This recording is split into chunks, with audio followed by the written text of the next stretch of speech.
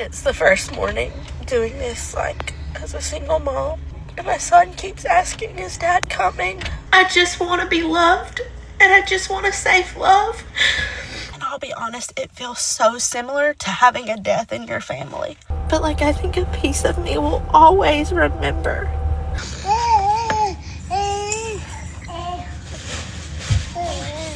Anyways,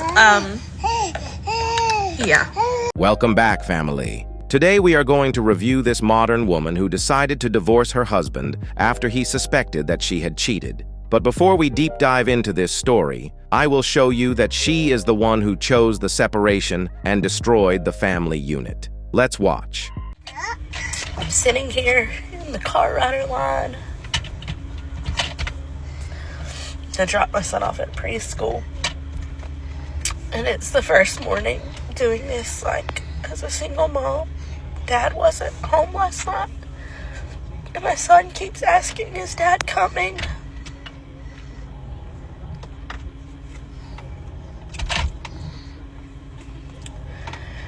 And even though, even though I know I personally am not 100% to blame, I feel so destroyed in the fact that in some way,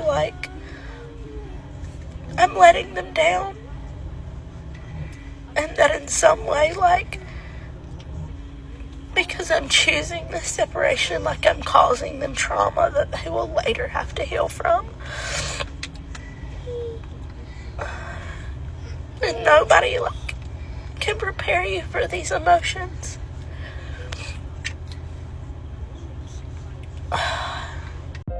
This woman is literally witnessing in real time the trauma she is causing to her children, but she still wants to proceed with the separation of the family. That action pissed her husband so much, and because he also had suspicions of her cheating, he decided to kick her out of the house. A year ago, I found out I was pregnant with my fourth baby, right after finding out that my husband kicked me and my children out of our home. I am going through so many emotions today, a year later.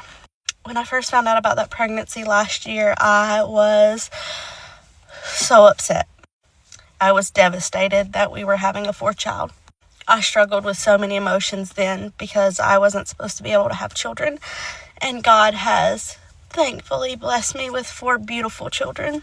I was in such a emotional conflict of how could God be giving me and my husband that baby, but also so thankful. That's gone on over the course of the year, from when he had kicked me and my kids out of our home and just the stuff that's going on now. That is why I was so upset about the baby. I wasn't necessarily upset about the baby. I was upset that another child was going to be without a dad full time.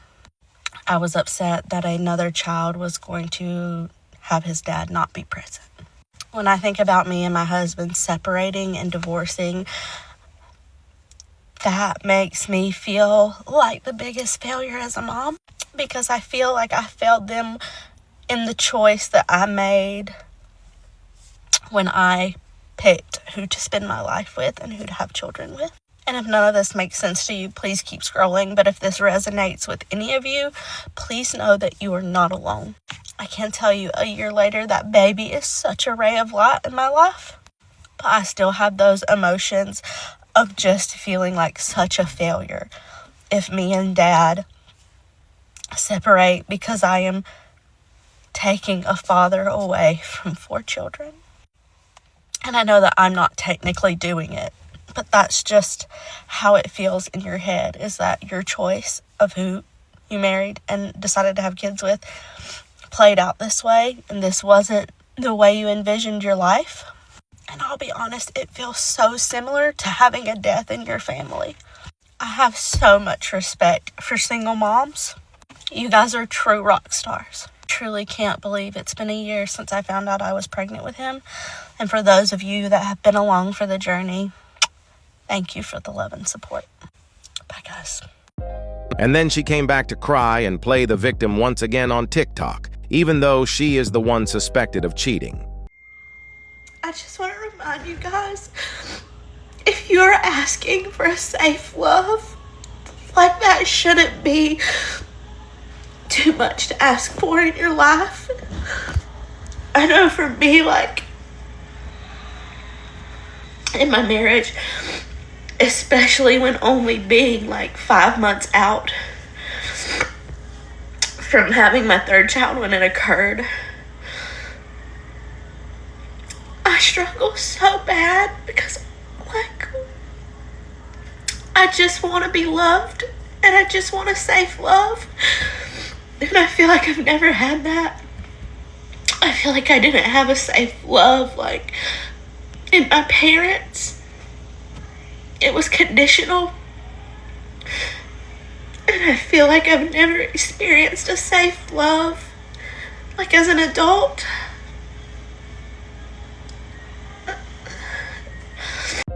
A man can't just decide to kick his pregnant wife out for no reason. She will never expose what she really did to get kicked out. But I dug deep, and I found one clip that confirmed what I was suspecting.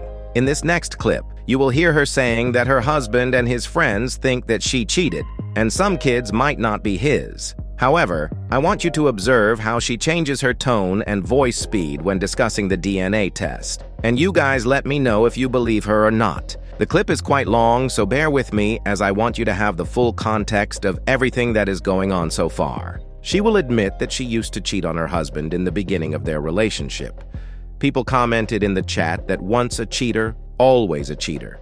And now she was trying to justify herself by saying that she is a changed woman. Check it out.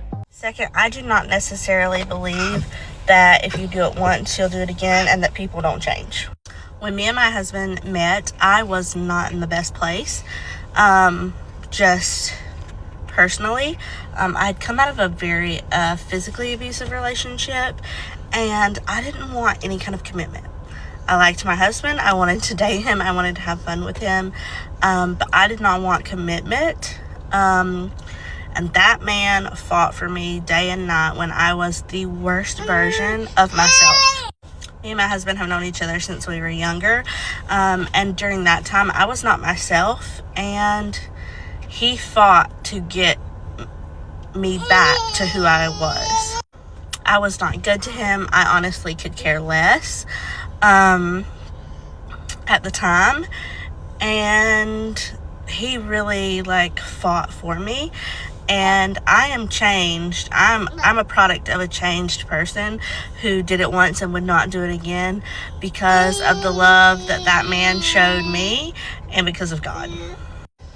Now, I'm not saying that's typical that cheaters, you know, change or whatever. Like, I know what you mean. Bad people are bad people. But I know that people can change. Anyone who has stayed knows it takes work, dedication, healing, forgiveness, so many other things from both people. It's not the easy choice. And leaving is not the easy choice. Breaking up your family, starting a new life, that is not the easy choice. No choice is easy. But I don't think that people don't change because I am here a product of a changed person. Her husband was there for her when she was at her worst behavior. Her husband stood by her when she treated him badly. Her husband even forgave her for cheating, which is the lowest point a man can go. But today, she wants to divorce him because he is suspecting her of cheating again.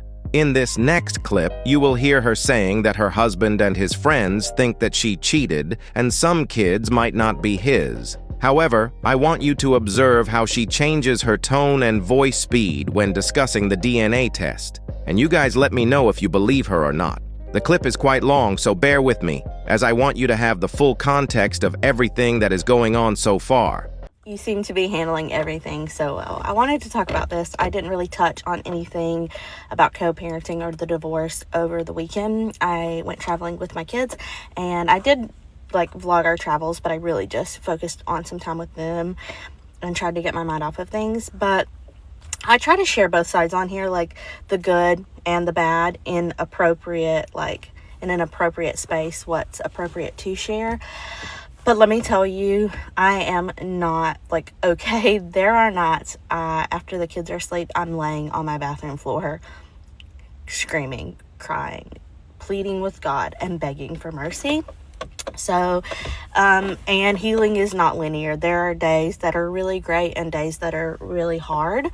And I feel like I have so much to mourn, and I'm like aware that it's okay for that to like be a process and take time, because I will be mourning a marriage. I will be mourning a family. I will be mourning somebody who was my best friend, my partner in life, and that will probably, when I get to that aspect, hurt the most, like, because when I think about those aspects, like, those are the things that makes me so emotional.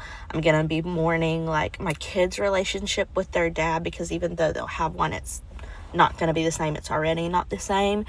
There's just a lot to mourn. I'm going through my 5th pregnancy completely alone, and while at times like we have been able to be cordial, there is no like checking in on me, and there's none of that, like how I'm doing, how the pregnancy's going. He has come and he has co-parented and he has helped, and that was great. But there was a shift in our co-parenting also over the weekend. You guys have known, because I've come on here and talked about it, that, I mean, he was showing up. He was calling the kids morning, noon, and night, texting every day, checking in on them, talking to them throughout the day, multiple times a day. He was coming over as often as he could. I mean, it was almost like anytime he could find a reason to come, he would come. He would be super helpful. He would spend time with them. And then it was his weekend to go south. And I had kind of already prepared for this in my heart. I know him and I know his patterns and behaviors, and so I was kind of prepared for it. But he didn't call the kids all weekend, didn't try to talk to them, and might have checked in with me here and there to see, like, you know, if they were okay or whatever. And his way of making up for it is like helping extra financially or whatever, and trying to mend it like after. And that's kind of always been a cycle. For some reason, he can't do both. If he's being dad to his older son and daughter, he for some reason can't be dad to our kids, or he feels like if he's being a great dad to our kids, then he can't be a great dad to them. And I don't know why he can't find the middle ground, but he never has been able to, and it makes me incredibly sad. And I struggled with it really bad over the weekend, and I had a good friend remind me over the weekend, I'm not responsible for anything he does, and I can't keep my children from that pain. And as a mother, that kind of crushes you, because all you want to do is protect your children from pain and trauma. And I can't do that. All I can do is show up and be a constant and be there for them. And a lot of people say, like, oh, they'll see who he is and stuff like that. And that's 1000% true. They already do. My son is already realizing he's not someone he can count on or trust, which is sad. It's sad to see my son feel feelings about his dad that like I felt about him, you know, in our like romantic relationship or our parenting relationship.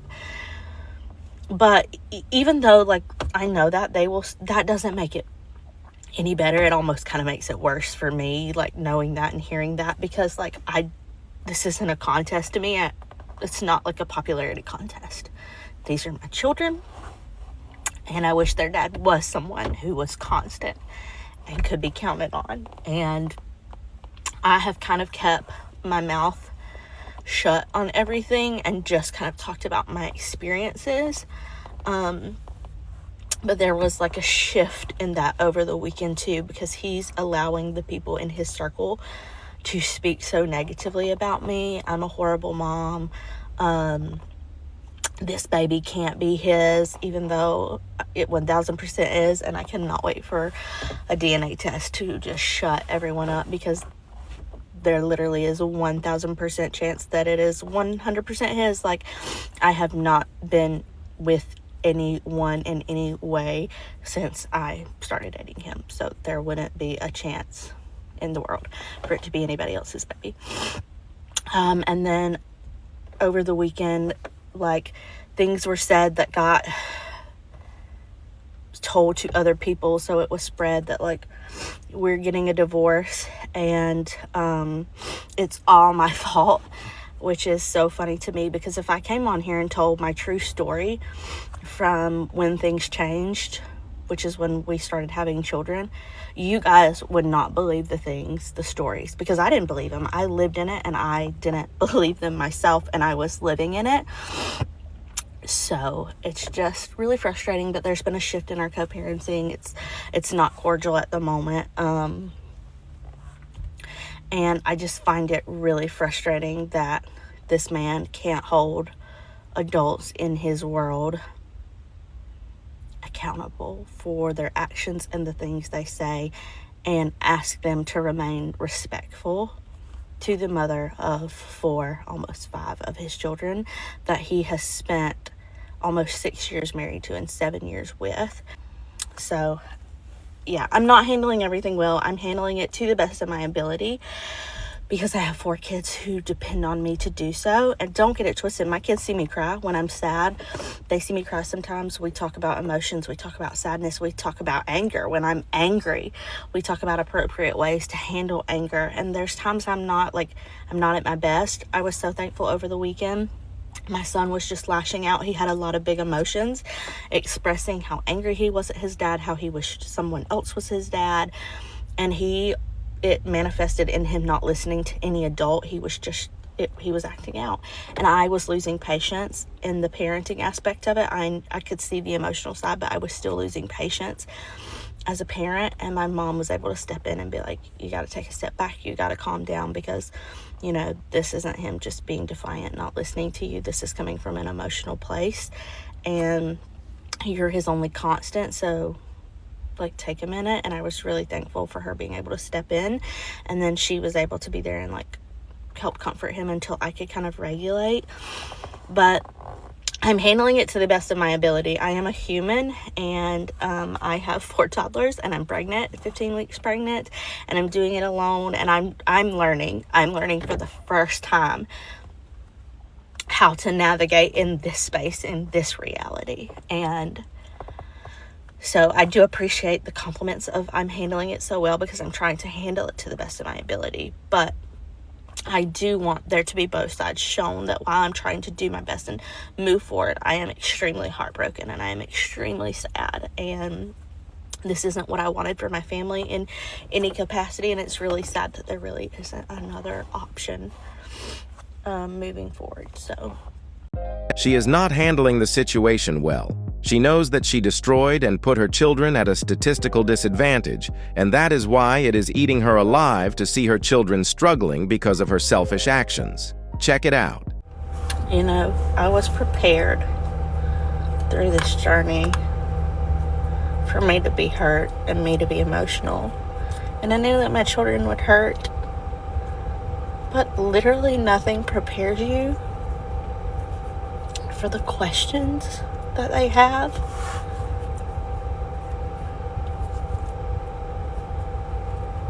And how you have to be so very careful with your answer, because you're answering about another one of their parents. But you also are having to be so mindful about what you are teaching them in life and about people, and because you want them to be good humans.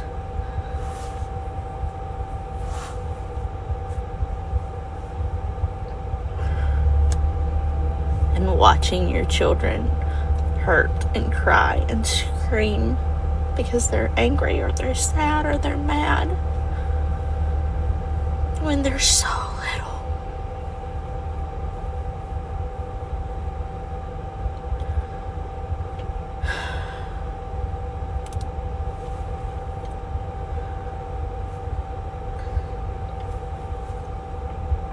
Break my heart all you want, because I'll recover.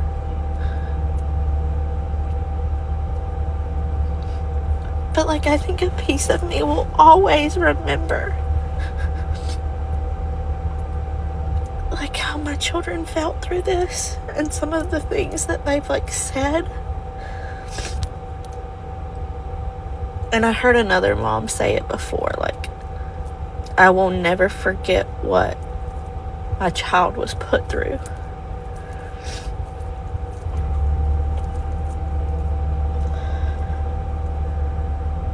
think it becomes a permanent part of your memory.